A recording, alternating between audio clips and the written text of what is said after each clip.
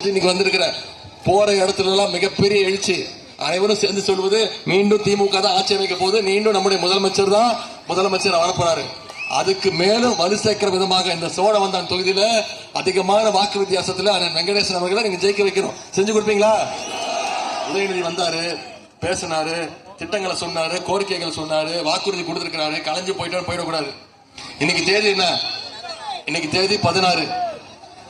தேர்தல் நாள் இன்னைக்கு 23. இன்னும் நம்முடைய கைகள்ல 7 நாட்கள் இருக்கு. ஒரு வாரம் இருக்கு. இந்த ஒரு வாரம் நீங்க ஒவ்வொருத்தரும் இந்த பிரச்சாரத்தை நீங்க சந்திக்கக்கூடிய ஒவ்வொரு வாக்காளர்கிட்டையும் எடுத்துக்கொண்டு போய் சேர்க்கணும். சேர்ப்பீங்களா?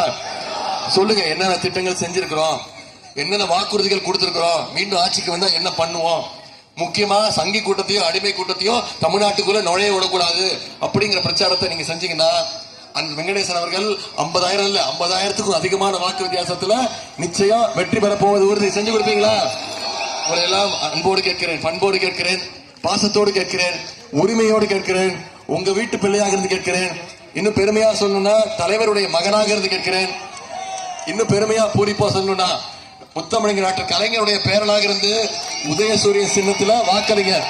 அதிகமான வாக்கு வித்தியாசத்துல நம்முடைய அண்ணன் வெங்கடேசன் அவர்களை ஜெயிக்க வச்சு சட்டமன்றத்துக்கு அனுப்ப கேட்டுக்கொண்டு உங்களுடைய அன்புக்கும் வரவேற்புக்கும் நன்றி தெரிவித்து விடைபெற. நன்றி, வணக்கம். பேசணுமாமா? உங்க பேர் என்ன? உள்ளங்கவர் ஓவியமே, உற்சாக காவியமே, ஓடை நறுமலரே, ஒளியவள் புது நிலவே என்றெல்லாம் பாராட்டி முதல்வரை வணங்கி எமது உரையினை தொடங்குகின்றேன். எத்தனை பேச்சுகள் ஏச்சுகள் வந்த போதும் மனம் படைக்காத தலைவர் கலைஞர் அவர்கள் அதுபோன்ற எம் நாட்டின் முதலமைச்சரும் மனம் படைக்க மாட்டார். சோதிப்பது எக்கட்சியாக இருந்தாலும் பரவாயில்லை, சாதிப்பது எமது கட்சி திராவிட முன்னேற்றம் கழகமாக இருக்க வேண்டும் என்பதே எனது அதிகபட்ச பேராசை.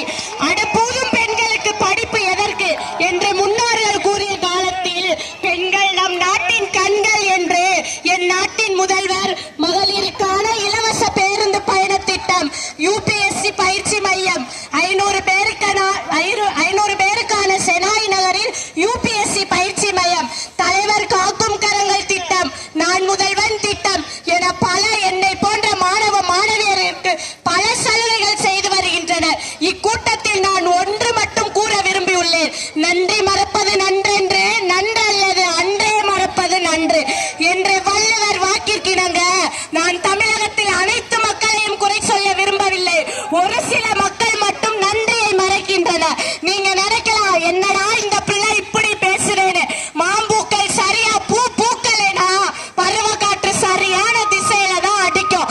என் தாத்தா படிக்காத காரணத்தினால என் கட்சியின் மீது வைத்துள்ள பற்று நாடு நம் நாட்டின் நமது ஊரின் வேட்பாளர் சோழவந்தான் சட்டமன்ற தொகுதி வேட்பாளர் அண்ணன் வெங்கடேசன் அவர்கள் கட்டாயமாக வெற்றி பெற்று நமது ஆட்சியை பிடிப்பார்கள்.